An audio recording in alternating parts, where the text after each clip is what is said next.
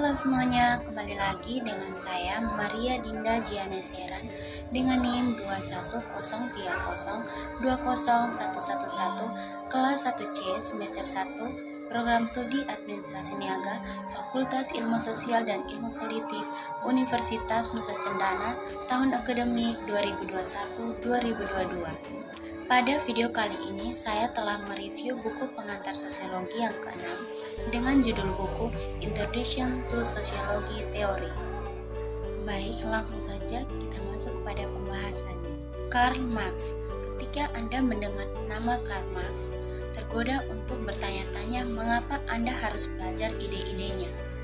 Marx telah mati selama lebih dari 100 tahun dan komunisme sistem politik yang dikaitkan dengan visi teoritisnya telah menghilang keliling dunia. Karl Marx lahir di Jerman di Prusia pada tahun 1818 menjadi keluarga kelas menengah dan selesai beberapa tahun pendidikan universitas mempelajari hukum, sejarah, bahasa, dan filsafat. Bukannya menggugat karir akademis, ia beralih ke jurnalisme dan mencurahkan perhatiannya pada bisnis dan ekonomi, menulis tentang kondisi perburuan di era industrialisasi yang cepat. Bekas Republik Soviet terbesar Rusia sedang dalam pergolakan untuk mengadopsi kapitalisme, dikristalisasi oleh perkembangan pusat perbelanjaan bahkan di Siberia dan oleh perluasan jangkauan ekonomi global jutawan dan miliarder Rusia. Emile Durkheim mengkonseptualisasikan masyarakat sebagai suatu sistem kompleks yang komponen-komponennya, bagian-bagian atau strukturnya terus, misalnya kegiatan ekonomi, hukum, ilmu pengetahuan, struktur keluarga, agama, dan lain-lain. Semua saling terkait, tetapi yang fungsi independennya diperlukan untuk berfungsinya seluruh masyarakat. Oleh karena itu, sosiologinya sering disebut sebagai fungsionalisme atau fungsionalisme struktural. Struktur sosial, menurut Durkheim, memerlukan cara bertindak tertentu, cara tertentu untuk berada dan mengatur kehidupan sosial yang efeknya pada gilirannya berfungsi untuk mempertahankan masyarakat dan yang membuat cara lain menjadi hampir tidak mungkin.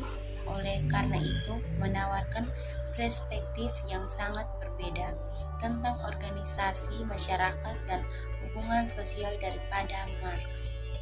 Max Weber, seperti rekan senegarnya Karl Marx, Max Weber banyak berbicara tentang struktur kapitalisme dan ketidaksetaraan.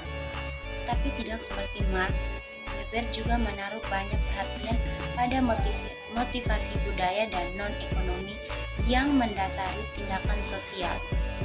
Bagaimanapun, Weber adalah berkaitan dengan isi substantif agama, makna subjektif dan pandangan dunia yang dimunculkan oleh agama-agama tertentu pada titik tertentu dalam sejarah dan bagaimana mereka diterjemahkan ke dalam praktik institusional, bukan dengan fungsi sosial agama.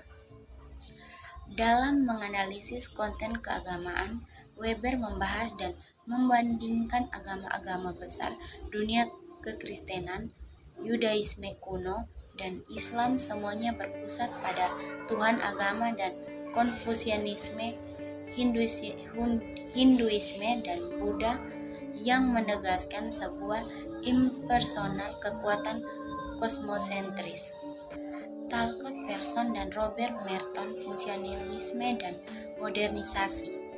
Talcott Persson adalah sosok yang menjulang tinggi dalam sosiologi Amerika, meskipun namanya kurang sering dipanggil di kelas sosiologi hari ini dibandingkan dengan beberapa dekade yang lalu. Pengaruhnya terhadap perkembangan sosiologi Amerika sangat besar.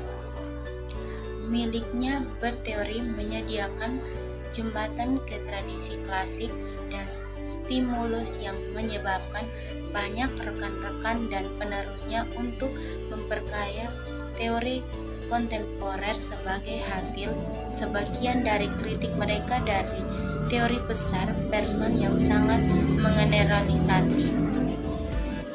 Dan meskipun dia dikritik karena kecenderungan abstraksi dan konservatisme sosial, beberapa tahun terakhir telah melihat kebangkitan minat pada ide-ide person.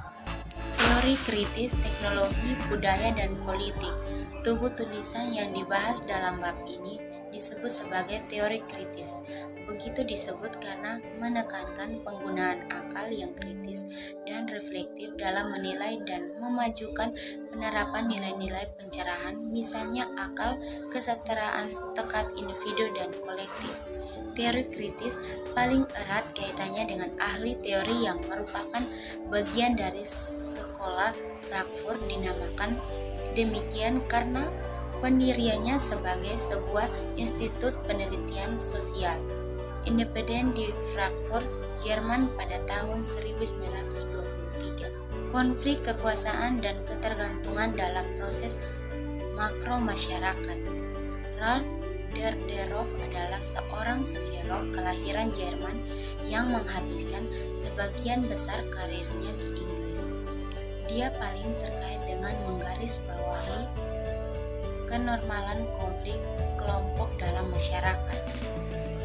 Sebuah tesis dia melawan penekanan person pada konsensus nilai. Untuk Derderov, masyarakat terdiri dari kekuatan yang tidak setara dan kepentingan kelompok yang bersaing dan harus dipahami dalam hal paksaan dan kendala daripada kepatuhan sukarela atau konsensus. Dahrendorf tidak melihat konflik sebagai ancaman bagi masyarakat, meskipun beberapa konflik pro menghasilkan kekerasan yang sangat merusak tatanan sosial masyarakat tertentu. Pertukaran jaringan pertukaran dan teori-teori pilihan rasional. Pertukaran sosial adalah inti sosial, proses yang mendasari hubungan antar individu dan di dalam dan antara kelompok. Dua kondisi harus dipenuhi agar perilaku mengarah pada pertukaran sosial. Itu harus berorientasi pada tujuan yang hanya dapat dicapai melalui interaksi dengan orang lain, dan ia harus berusaha menyesuaikan cara-cara untuk memajukan pencapaian tujuan-tujuan ini. Meskipun pertukaran jaringan, pertukaran dan teori pilihan rasional terdiri dari teori diskrit perspektif tentang kehidupan sosial, saya mengelompokkannya dalam bab ini karena mereka berbeda fokus pada proses di mana aktor individu atau kolektif, misalnya pasangan, tim kerja, dan lain-lain. Interaksionisme simbolik, meskipun mempelajari diri umumnya dilihat sebagai domain psikolog dan psikoterapis. Ada untaian penting dalam teori sosiologis yang berfokus pada diri dan dalam khususnya pada karya interpretatif diri dalam interaksi sosial. Perspektif teoretis ini salah satunya adalah interaksionisme simbolik. Berhutang budi atas wawasan George Herbert Mead yang dikaitkan dengan sekolah filsafat Amerika yang disebut pragmatisme, sebuah pendekatan menekankan kondisi praktis di mana tindakan terjadi dan konsekuensi praktisnya wis. Tesis inti Mead adalah bahwa kita tidak dilahirkan dengan diri yang sudah jadi. Sebaliknya, diri muncul dari dan pada gilirannya mempengaruhi perilaku praktis interaksi sosial. Fenomenologi dan etnometodologi. Teori feminis. Inti dari teori feminis adalah fokus pada ketidaksetaraan perempuan dan bagaimana ketimpangan itu terstruktur dan dialami di tingkat makro dan mikro.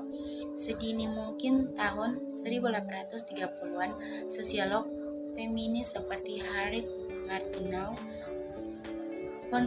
kontradiksi antara cita-cita masyarakat tentang kesetaraan di satu sisi dan di sisi lain struktur dan praktik sosial yang mengingkari kesetaraan perempuan dan mengekang kebebasan perempuan dan untuk berpartisipasi dalam peluang politik, pendidikan, pekerjaan, dan ekonomi tersedia untuk pria.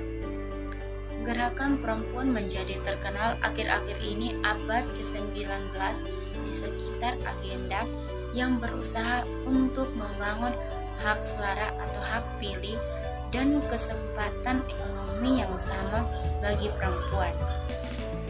Mentor paling berpengaruh dalam upaya ini menurut sejarawan Nancy Cott adalah sosiolog feminis lainnya, Michael Foale, teori seksualitas tubuh dan kekuasaan. Sosok utama yang mengubah tubuh dari subjek biologis atau fisiologis menjadi objek penyelidikan sosial adalah mendiang filsuf Prancis Michel Foucault. Foucault menulis secara ekstensif tentang pertanyaan filosofis yang menyelidiki sifat pengetahuan, kebenaran, dan kekuasaan. Mendisiplinkan tubuh meskipun tubuh sering dikaitkan dengan beasiswa feminis, Foucault tidak dianggap feminis. Bahkan ia banyak dikritik oleh para sarjana feminis karena intelektualnya abstraksi dan pengabaian terhadap pengalaman subjektif dari individu yang diwujudkan. Sekian dari video review saya, kurang lebihnya